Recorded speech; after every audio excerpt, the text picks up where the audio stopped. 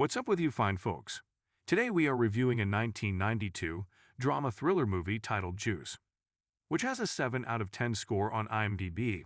I recommend you watch it. Spoilers ahead. At the start of the movie, we're separately introduced to four teenage boys from the comfort of their home. Quincy Powell, or just Q, Raheem Porter, Herrick Thurman, known as Steele, and Roland Bishop. Four teenage best friends growing up together in Harlem. They spend every moment together and get into all kinds of trouble together. One morning, Q visits Raheem like he always does before going to school. From a distance, he sees Raheem trying to get back to his former girlfriend, Keisha, and their baby. Although Keisha doesn't want to have anything to do with Raheem, especially when Q shows up. Raheem had enough of her insult and angrily cursed at Keisha before leaving. Meanwhile, Bishop gets bullied by a Puerto Rican gang led by Radames.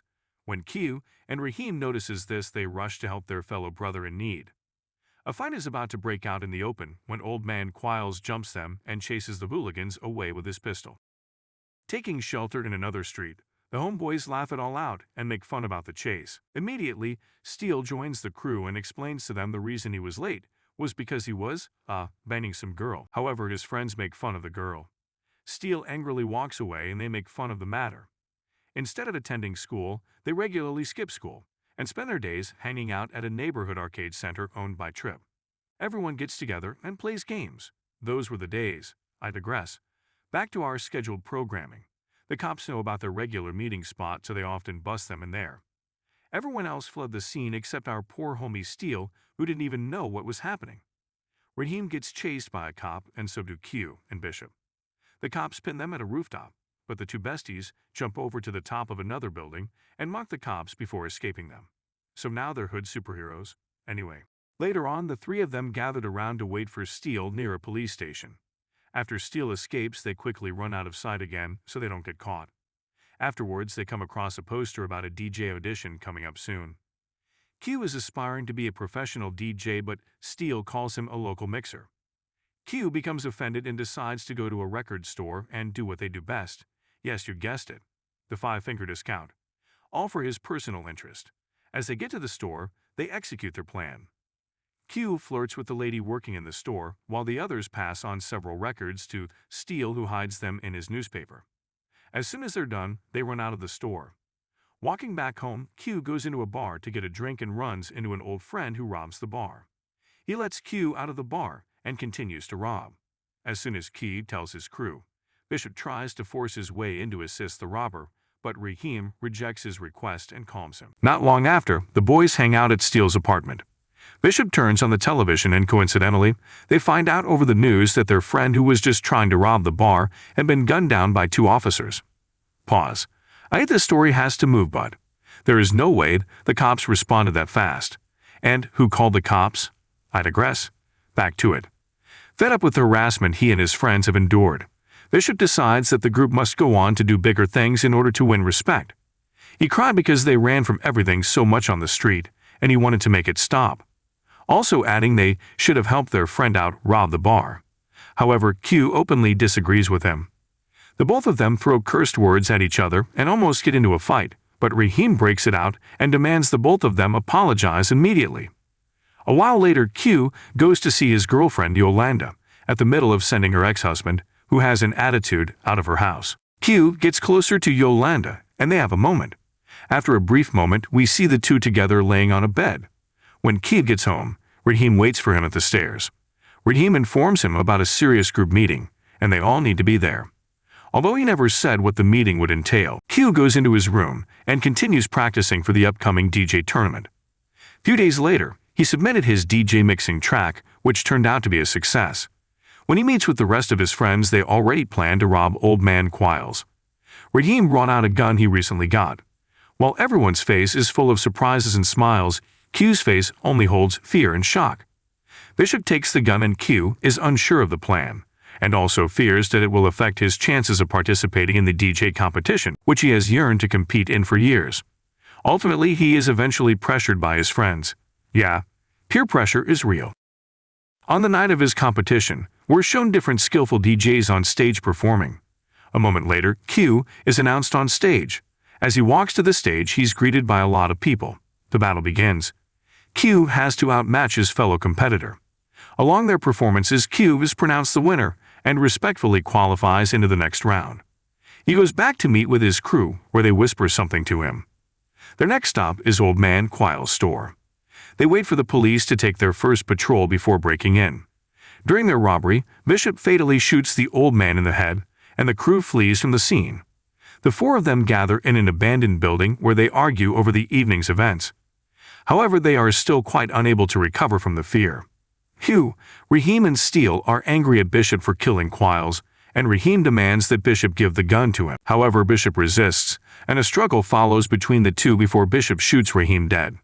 Panicking, Bishop, Hugh, and Steele flee to another building. Bishop even goes as far as pointing the gun to them before coming up with a lie to tell anyone who asks of Raheem they haven't seen him or heard of him. Hugh goes back to complete his DJ tournament. His head keeps spinning around, and he keeps seeing flashes of memories about Raheem. Just as he's about to perform, the police show up and take him and the others for questioning. The Porter family has the funeral of Raheem. Everyone is devastated by the unfortunate events. Steele and Q go over to console Raheem's mom and sister. However, while attending Raheem's funeral, they find Bishop there, who goes as far as to comfort Raheem's mother and sister, and even promise to find his killer. Wow, Bishop is cold-blooded. Bishop and Q don't say a word. A few days later, Bishop is downstairs calling Q. Q's younger brother is about to answer Bishop, but Q quickly puts him aside. Q then promises to give his brother his radio, if he also promises not to ever tell Bishop where he was. In school, Bishop confronts Q. Q doesn't want Bishop around him anymore, calling him crazy. Bishop says he is crazy, and he doesn't give an F about himself or anybody else, including their dead friend. So they either stay together, or when he goes down, they walk away to class. As they walk on the street, Steele and Q are discussing Bishop's recent attitude and how he's calling himself as the king of the street with the most juice. Meanwhile, Bishop is actually being harassed by the Puerto Rican gang because Bishop lied to the cops saying they killed Raheem. Steele and Q unexpectedly see the gang and Bishop, but they choose to back out and not get involved. Bishop notices they chose not to help him, so he fights for himself. However, he's about to pull his gun out when a police car drives in. The rest of the gang disperse, including Radames, who runs into a nearby alley. However, Bishop tails him there and pulls out 5 consecutive bullets to Radames and curses at his lifeless body. Fearful of Bishop, Q resorts to buying a gun from town's underhand top dealers for his own protection. Bishop, on the other hand, is going crazy. His temper keeps increasing daily. He even damages an arcade game and shatters a couple of station bottles on his way out of the bar. Back at Steele's apartment, Bishop pleads with Steele to come help me out win an arcade game. Q goes back to meet his girlfriend. She prepares dinner for him, but he doesn't eat it. She asked what was wrong, and Q told her he knew who Raheem's murderer was. Yolanda quickly realizes Q was mixed up in Raheem's death. Yolanda gets a call from Steele and gives the phone to Q. Q is upset Steele went out with Bishop. Steele tried to explain he didn't have a choice and told him to come down to the arcade house. Bishop sneaks up on Steele and pulls the phone out of Steele's grip. He rudely asked who the caller was, but Q cuts the call and rushes down to the arcade game. Meanwhile, Bishop takes Steele down to an alley. He doesn't trust his 2 best friends anymore.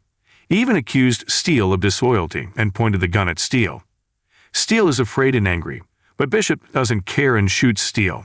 Afterwards, Bishop goes to Trip and lies to him about Q of late, saying Q had been acting strange lately, and he might even be dangerous to himself and his friends. Bishop is really an evil genius at this point. Meanwhile, Q is out searching for Steele and Bishop. However, Steele survived the attack. He used the remaining of his strength to pick himself from the ground and walk out into the open, where he gets helped by ambulance. Q moves closer and finds out Steele was being rolled away. The police recognize him and chase after him. It becomes clear Bishop plans to frame Q for his murders in order to cover his tracks. Q goes to Trip to send him a message to Bishop, although Trip doesn't buy a word from Q and even refuses to send any message until Q pays up. In the hospital where Yolanda works, Steele informs her about Bishop's plan to frame Q. Frustrated about his life, Q throws his gun into the river and decides to confront Bishop unarmed. When Bishop confronts Q, Q tries to talk sense into him, but Bishop's already lost it. He explained he already set Q up. The moment he tries to shoot, Q pushes the gun out of his hands and a fight breaks out between the two. Bishop manages to pick up the gun and fire at Q runs for dear life and a chase ensues. Bishop shoots Q in his arms, but Q doesn't stop running. He runs into a building where a party is being held. Bishop doesn't care about anybody. He goes ahead to open fire into a group of partygoers in an attempt to hit Q, causing everyone to panic out of the elevator. Q manages to disarm Bishop while he is distracted, and he pursues Bishop to a roof of a high-rise building. As the two get into a physical altercation, Bishop eventually falls off the ledge, but is caught by Q. Bishop begs Q not to let go, but Q eventually loses his grip, and Bishop falls to his death. As Q leaves the scene, the group of party people huddled around to see what went on. Someone amidst the crowd turns to Q to tell him, "You got the juice now." Thanks for watching, and as always, please subscribe.